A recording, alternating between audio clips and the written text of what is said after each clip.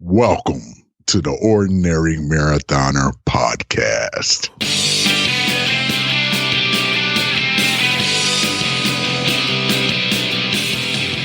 Hello and welcome to the Ordinary Marathoner Podcast. My name is Coach Scott. I'll be your host today. It is Tuesday, April 21st.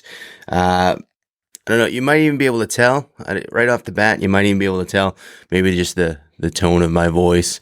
If you're watching the YouTube, you might see the circles under the eyes. It is about 6 a.m. Set the alarm early this morning to get going on the podcast and get something out. We've changed a little bit of the routine. The routine has been changed a little bit. My mother-in-law was here for a little bit over a month, helping us with the baby and all that good stuff. And unfortunately, we went in when the pandemic was coming out, we went into New York and we scooped her out of there. It was like I don't know what it was, a rescue operation. I mean, she didn't have coronavirus or anything. We were just going in there, trying to, extract her from the hot zone, I guess. And, mission successful. She came up here. She helped us out with the baby a lot for a little over a month. And, unfortunately, she had to go back. So on Sunday, we drove her back, and now we're just trying to adapt to the new routine of, it's one thing. It's nice to have an extra set of eyes for the baby and just to keep an eye on her and keep track of her. And it gave me some time to do some work during the day. And now, unfortunately, that time is gone. So now what do? You just got to adapt, right? Since I'll be parenting all day long, as opposed to part-time parenting, there's no other time period for me to get the podcast done. So it's going to have to be morning. Set the alarm early yesterday. I did get some stuff done. Unfortunately, didn't do a podcast yesterday, but I needed I needed another day. Now, the last time we talked, last week, we talked about the importance of testing, fitness testing, and then we talked about trying to incorporate that with the Ordinary Marathon. So I asked you, I told you that I was going to do it, which was to test myself in both the bike and the run, and then we're going to try to train real hard for the next month. Not that it should be any different than anything else, but hey, we got the Ordinary Marathon coming. Here's the medal, still here from last podcast. This is good stuff, man. This is the real deal. Nice, heavy. It's not like a little plastic medal. It's a nice, heavy. You're going to be proud of this one when you get it done. That's awesome. But, and it's really cool. It's got our whole slogan on it. Anyway, we talked about it last week. I did forget a couple of our, I was going through quickly and talking about some of our sponsors, especially the ones that had donated, items to our giveaway. And I did forget a few. Number one, I forgot Ascension Multisport. I want to thank Nick over at Ascension for donating a Garmin watch over the summer, which is amazing. And we did give that away. And to people, we picked someone who had registered early for the race and gave it away. Just a great help for me to have him as a sponsor and to support us for the Ordinary Marathon. Also, Allison Knott, our team dietitian. How can I forget Allison Knott? She's doing a great little giveaway over at for her dietitian practice. And what she's doing is, pay as you go, whatever you can kind of thing during the pandemic, that kind of thing. So she still has that thing going on, and I wish her good luck. She knows her stuff. We're going to talk to her again, probably as the we'll try to get her in sort of closer to when the race takes place.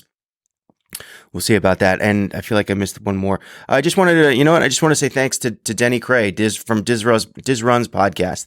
Him and I, we both have running podcasts, and you would think that we'd be doing battle for market share and stuff. But, I ran his virtual race. He's running our virtual race. And I think it's awesome that we can kind of coexist and support one another. So I want to thank Denny for being involved with the Ordinary Marathon. So let's go back to testing. We talked about testing. Oh man, my brain's I gotta tell you, my brain's a little fuzzy today. I'm impressed with myself for getting up early. Can I pat myself on the back? Is that all right? So we were doing this get up early thing in the beginning of the year, and it was going off without a hitch. It really was. I was doing bike rides at 6 a.m. and really I was trying to set myself up with a new routine, which was to get up early in the morning and get workouts done in the morning, get podcasts done in the morning. And, it was working for a little over a month. Then we had this, pandemic, coronavirus thingy. It's just this little thingy happen. And life kind of got flipped upside down. to steal a line from the Fresh Prince, and things are changed. Things have changed. So, with my mother-in-law here, I was sleeping a little bit later because I had that option, and I wasn't getting my morning workouts done. But I was doing a lot of it in the afternoons and evenings, which I tend to kind of gravitate to. If left to my own devices, I will always kind of gravitate towards the later workout as opposed to the early workout. But now that I have to get up early, I got to kind of incorporate that, early morning routine. And that, when I say early morning routine, I don't just mean set the alarm early and get your butt out of bed and get moving. There's a lot of pieces to that, right? Because this is a battle for me. And, I know some people that they just, for some reason, they just roll out of bed at 4:30, 4 o'clock, 5:30, whatever it could be. They just roll out of bed like, hey, got to get up, got to get it done. It doesn't seem to faze them. And I know other people that even if you had a major important thing that you had to get up for early, I know people that it will be a super struggle for them to do it. They might even not even, the alarm clock is a mere suggestion to them that they will barely even realize that they've woken up in the morning, roll over, hit the not even hit the snooze button, just turn the alarm off. It's like, dude, you got a flight that you have to leave.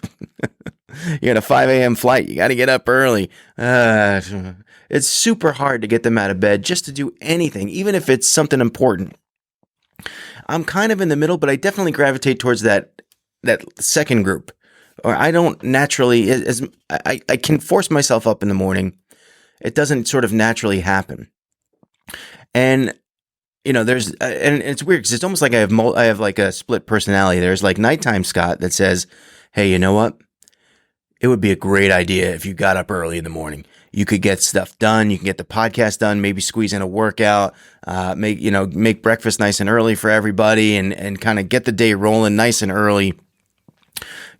Cross out some things on your list that you need to do, get it done early so you have the rest of the day that you can sort of enjoy, right?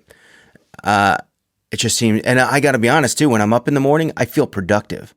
I don't know about you guys, but in the morning, I feel like my mental state is like, hey, we're up. We might as well get stuff done. And I go to work and I get stuff done. As long as once I get out of bed, I'm very productive. So I think to myself at night, it's a no-brainer. Get up early, set the alarm, do it. But then the morning comes, that's a different Scott. That's a different Scott brain. It's the Scott brain that says, man, I don't really need to get up in the morning. I know that, I have some things to do, and those are just kind of suggestive things to do. I don't need to do them. And plus, I have all day. It's not like, I'm not going to work during the pandemic. I'm not doing anything. I got all day. And my mind doesn't process that, I got to watch the kid all day long. And I got to, my mind doesn't process that I can't just, that my priorities are such that I have to take care of priority number one, and I never get to priority number two during the middle of the day. But in the morning, I can do that. Baby sleeping. But so night Scott battles morning Scott. And so what I've come to realize is that I can't just turn it on and say, all right, let's wake up in the morning, 5 o'clock. I have to set, we talk about this phrase in other parts of our training, set yourself up for success. Set yourself up for success. Now, I want to get up early in the morning. I need to get up early in the morning. I have to make sure that I am optimally in optimal shape to get myself out of bed in the morning. And how do I do that? Well, number one is simple. Go to bed early at night. Right? Go to bed early at night. Simple deal. Instead of, lately, Steph and I, we have been up, 11:30, midnight. Netflix is like, this epidemic thing has really got us a little bit lazy. And Netflix is such a draw. It's like, is there a TV series we haven't watched? I don't know. But it's just, the problem is you get through one episode and it's like, there's a second, and it doesn't, you don't even get you don't even have to push a button. It just rolls into the next episode. And so you're sitting there and you're like, one more. Yeah, one more. We can do one more. And then that one ends, one more. Yeah, we can squeeze in one more. That was a cliffhanger. We need to know, one more. Yeah. So we just keep doing that. Before you know it, it's a little after midnight and we're going to bed and we got to wake up in less than 5 hours or 5 hours, whatever it is. And, it's tough. And then you got to battle other things. There's other things you battle too. I would say the last month and a half, we probably cracked open a few more bottles of wine that we're used to. And I don't know if it has to do with just us being home and because of the pandemic and all that stuff, or what, or maybe it's just the overall feeling of, yeah, let's just crack a bottle of wine. We make dinner a lot here. We haven't been doing a lot of we're obviously not going out to restaurants. So, especially sometimes we make dinner and it's like, you just feel like, I spent a lot of work doing this, making dinner. I think we deserve a bottle of wine. And it's not like, look, the bottle of wine is not, it's not killing us. It's not, it's not making me unable to drive the car if I really needed to. I'm not wasted, hammered. What it does do, it kind of just gets in your system. You get dehydrated. You get a little. It affects you. May affect you a little teeny bit, and then and something needs to be like, we don't drink the whole bottle. I'm not saying I'm chugging a whole bottle of wine and then not going out driving. I'm not driving anywhere typically. What I'm saying is, if there was an emergency in the middle of the night, I'm not like wasted, hammered. I can't go anywhere. I have my wits about me, but it does affect you physically in other ways. Like it may affect you trying to get up in the morning. You're trying to wake up in the morning. You're trying to get out of bed, but you've had a little bit of wine the night before. It might affect your system in trying to get up in the morning. So we're cutting that out too. And I think we've kind of just said, all right, we're going to try to go dry for the next 30 days. And some of you guys probably do that. Some of you guys don't. I know some of you guys don't drink at all, and I commend that. I think that's awesome. And I don't, it's not like there's a problem here. It's just more like it's not helping. You know what I mean? It's not, we realize it's not helping us get up in the morning and be active in the morning. It's just, it makes you be a little bit more sluggish. And it may even keep you up a little bit later at night. If you have that little bit at the end of the bottle and you're like, I don't want to leave that for tomorrow. I want to make sure we finish it tonight. So let's stay up a little bit later. So we just, another thing that keeps you up late, another thing that gets in the way, another thing that we were talking about is right here. It's this thing. We all have one of these, right? You all have your phone. And you go to bed, and what do? You take out the phone, you stare at it, and you look at it, and you read the news, you read Facebook, you go through your social media, Twitter, whatever it may be. You surf the internet, you play some games, and before you know it, you got in bed at 9, but now it's 11 o'clock, and you haven't even tried to go to sleep. So you turn your phone off, and then what happens is your brain, especially like sometimes I'm playing games or something. Like I know. You know what used to always get me was the Tetris. Remember? And I'm dating myself a little bit, but Tetris was a game where all these blocks would fall down, and if you play that thing for an hour and then you try to go to sleep, once you close your eyes, you would see the blocks falling in your eyes. You would see them falling. It's insane how crazy your brain is, and that you would go to bed, but you would close your eyes and see the blocks falling, and your brain is still wired for that action, for that motion. Even though you're trying to go to sleep. And so it makes it tougher to go to sleep. So what did we do? We decided to go to bed earlier. So between 9 and 9:30 is our goal, to get into bed before 9:30, to turn these off, to not be on these, especially in bed. We've kind of, we haven't been super great with that rule so far, but I think last night we probably turned them off about 9:45. In bed at 9. Phones were off by 9:45. We got to get working on that a little bit better. I admit. And so far, 2 days I've been up early. So it's not. You say you want to get yourself up in the morning early, and if you're not that kind of person that gets out of bed early, that just rolls out of bed and gets that day going early when you want to, you got to try to give yourself the best shot, right? You got to give yourself the best chances to be able to do it. So, that's our 3 things, right? Get to bed early, no wine, and limit the phone as best you can. And I admit there's a little addiction there, and it's tough. It's tough, but it's got to be done. And last night, I did kind of roll around in the bed after we turned the lights off, and had a little trouble getting to sleep. I probably got to bed around 10:15, 10:30. I don't know. But here I am. It's probably about 6 o'clock in the morning right now. I'm up. I feel good about it. So now let's go back to testing, because there was one other thing that I wanted to talk about, which was, I did get my testing done this week. We talked about it last week. What happened to me? So I was the plan was bike test on Friday, run test on Saturday, and then be ready to go, podcast, all that stuff, on Monday, which was yesterday. So I did the bike test, which was an FTP ramp test that I did on Zwift. I've done the test a couple times in the past. And in early January, when I was doing those tests, the FTP test, my FTP was coming out to about 208, 212. I did one, Zwift will automatically raise your FTP if it senses that you've improved through other races and whatnot. So I did do one race, and it raised my FTP to 235, and that was about a week or two ago. So I really didn't know what to expect. The highest I've ever tested was about 236, 237, something like that.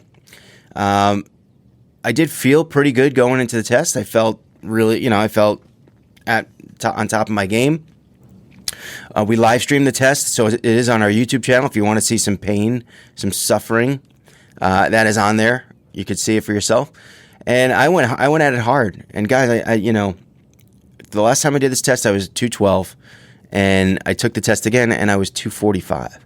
So even if you don't know cycling, you can just kind of look at those numbers and go, wow, that's some pretty good improvement. And I feel pretty proud of that. I was nowhere near that FTP back in January. I was definitely in the low 200s. And to be 245, which is my all-time high, felt really good. And really kind of, it was a hey, you know what? All the work you've been putting in on the bike, January, February, March, all that work, it's paying off. And it's good to see. It's good to see. So the run test was next. And so I planned the run test on Saturday morning. We woke up, and one of the things I usually do as a coach, and I do this for all my athletes, is when I plan their week, I go to the weather app and I check out the weather for their location, because I don't want to plan a big outdoor ride if it's going to be like a thunder and lightning storm. I have a client, Erin Shepard, who's on the podcast. She lives in Oklahoma. I mean, I'm not going to have her outside running in a Twister. We've all seen that Helen Hunt movie. We don't need her. We don't need my client blowing away in the Twister. You know what happens if they blow away in the Twister is they don't send their checks and they don't get paid. So I got to make sure. The thing is safety. And look, there are some days, yes, you're going to have to run in the rain. It's just going to have to happen. But if it's a bike day and it's 30 degrees outside, maybe we want to have our bike ride indoors. Things of that nature, things that I kind of look out for. But one thing I didn't do last week was look at the weather for my own calendar. And we were supposed to get snow. And actually, I remembered seeing the actual snow icon. Sorry, it's early. I need coffee. The snow icon on the thing. And I just kind of paid it no mind because it's April 18th at the time. We're not really going to get snow, are we? And if we do get snow, it's just going to be like a passing storm. But we woke up to about an inch of snow. And I tell you, it didn't really stick on the roads, and I probably could have went out and did the test anyway. The problem was, look, I just didn't want to risk it. I just didn't want. You guys saw the video of me last year when I got on the bike trail 1 week too early, and I rode on the ice and I fell flat on my face. Great time to have the GoPro going. But I did have that. If you guys are really interested in seeing that and you don't know where it is, just ask me. I'll let you know. I'll send you the link. It's funny. But it's I don't want to risk injury. So going out on that trail, and it might not be covered in snow, but there might be little icy patches. And it's not so much that, look, if I was on a regular run, I would just go for it. But I'm going to be out there running as hard as I can go for a mile. And I don't need to slip on ice. I don't need to, twist my knee. I'm getting old already. I don't need that to happen. Better safe than sorry. So I put the test off. I couldn't do it Sunday. I was driving my mother-in-law back to New York. So it had to be yesterday, Monday. The run test was a little bit different. Let's talk about the run test. Now, I haven't been running a lot lately. I've been running here and there. I got a little bit like fits and spurts where I kind of start a program. I start doing like 2 or 3 runs a week, and then I take a week off. And then I really just haven't been in. I've been so into cycling that I've kind of been denying the run, almost like, I'll get to it later, which is kind of not, it's pretty detrimental when you're a triathlete or a runner, obviously. Obviously, if you're a runner, running is detrimental. And some of the effects I definitely see. The first effect I definitely see is, I think, running burns a lot. Running burns a lot more calories as an exercise than cycling. So when you're in that kind of running mode and you're getting your runs completed and you're coupling that with a cycling workout, you're burning way more calories. Your ability to lose weight is going to skyrocket, especially if you have your diet under control, which I had my diet under control for January and parts of February, and then I kind of lost it, and it's been spiraling around. Some days good, some days bad. Lately, probably not so good. And I started the year at 246.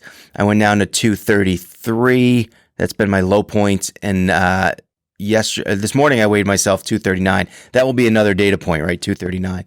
So going out to run at 239 pounds is not, which for me is sort of on the higher end, and right, it's all relative depending on yourself. If you weighed 300 pounds and you started running and you're 239, hey, you're pretty happy about that, right? But for me, I've kind of been on a little bit of an upswing. I'm not really that happy about it. My body's not used to running at 239 pounds. So I knew it was kind of like, I knew it might be bad. And when I've done the mile tests in the past, I think my best was like 7:42, and I think I could have probably even run a little quicker than that. I just didn't retest after training and being at my optimal. I didn't retest, which is fine. Last year I ran an 8:30, which I was a little upset at, but I knew I kind of like took some time off, and that's fine. So yesterday I went out, and we went out about 3:00. Not optimal time for me. We had ordered pizza on Sunday night when I got home from New York. We didn't want to cook, and the bad news is we ordered pizza. The good news is we had half of it left. We didn't eat half of it, so we had a lot of leftovers. So we had pizza for lunch yesterday. So for me, pizza in the belly when I'm running is not optimal. So I had a slice of pizza, and I wasn't really hydrated, but I didn't really I drank a lot of coffee in the morning. I didn't really feel like I needed to be hydrated to run a mile, which was kind of dumb. We went out. I walked about a mile. I jogged about a half a mile to kind of loosen up, and then I started running. And I knew right away it was bad. I just couldn't get myself up to speed. I remember just kind of like running and think I was doing a pretty good pace, and look down and I'm at like 10:20 on my watch, on my Garmin, which I needed to, if I didn't break 10, and look, guys, again, it's all relative here. If I'm saying, all right, I know I need to break 10 minutes, I honestly, I thought I'd be right around 9 minutes. And that's from the little bit of work I did do on the treadmill. Again, apples to apples, treadmill, taking the treadmill outside, especially when you're a little bit heavier, it's a little bit more difficult to run outdoors than it is on the treadmill, just the way it is. That's why they tell you to kind of set it at a 1% incline to get that natural sort of feeling of being outdoors, but whatever. I know that I've run on the treadmill. I've run sub 9-minute miles in the last month. So to test, I figured I'd still be just through 9-minute miles. And that's where I wanted to be in my head. My brain was like, all right, we're going to be right around 8:50, 9 minutes, something like that. Had the pizza in my belly, started running, and I knew it was sluggish and bad. And I finished the test, and it was 9:28. Now, a lot of you guys out there are going to say, 9:28 is not that bad. It's not a bad time. And again, I'm just going to say, look, it's just relative. It's relative to where you are as an athlete. There are some athletes, like if I had Ben Hinton on here and he said he went and ran his best mile and it was 9:28, we'd all be shocked because Ben runs like 6-minute miles, 5-minute miles. But for me, 9:28 was upsetting. It wasn't a successful test. I finished and I looked at that time and I was just like, I was breathing heavy. I felt sluggish. I just felt bad. I didn't feel good about the run. So you take that bad feeling, those negative thoughts about the run and my test, and there's only really one thing to do. And the thing to do is you got to make it better. You got to fix it. And I got a month to fix it. We got our race coming up, May 8th through May 17th. Go to ordinarymarathon.com and register.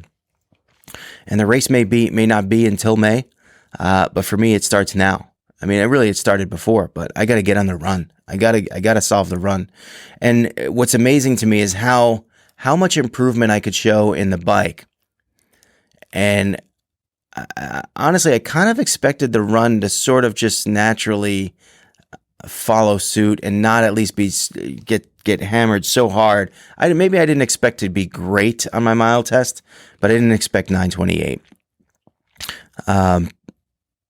But then again, I haven't been running that much. So, I mean, if you want to get better at something, you got to practice it. You know, as my old track coach used to say, if you want to run faster, you have to practice running fast.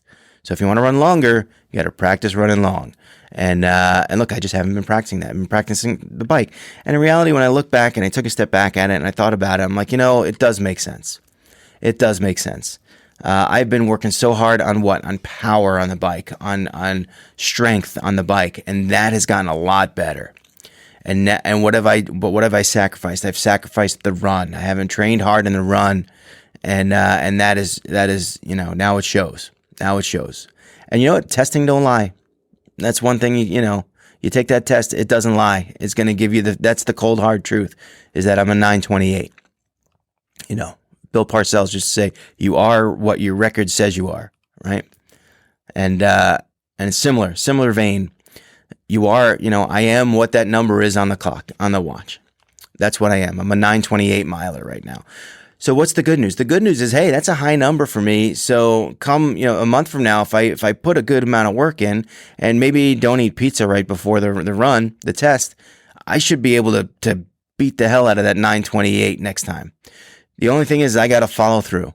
So the next step is, and maybe we'll talk about this on the next podcast. The next step is setting yourself a plan, setting up a plan for you to improve over the next month, to improve through the Ordinary Marathon. What are you going to do? How are you going to schedule your runs? How are you going to proportion things? What are you going to do with your time? And so we'll talk about that on the next podcast. I have a couple guests coming on in the next 2 weeks. I know we're going to have Mike Romans on. Mike actually did the ramp test with me on our YouTube channel. You can check that out again at our Ordinary Marathoner YouTube channel. Hit that subscribe button over there if you don't mind. Could use the subscribers. So we're going to have Mike on the podcast, and then I got someone else coming on. I just want to make sure that before I say the guy's name, I want to make sure that I schedule him, and I don't want to jinx it. So until then, we'll talk to you guys later this week. I think we'll be able to kind of keep this morning routine going, and we'll talk to you guys later this week. And remember, every day is an ordinary day unless you make it extraordinary. So get after it, guys.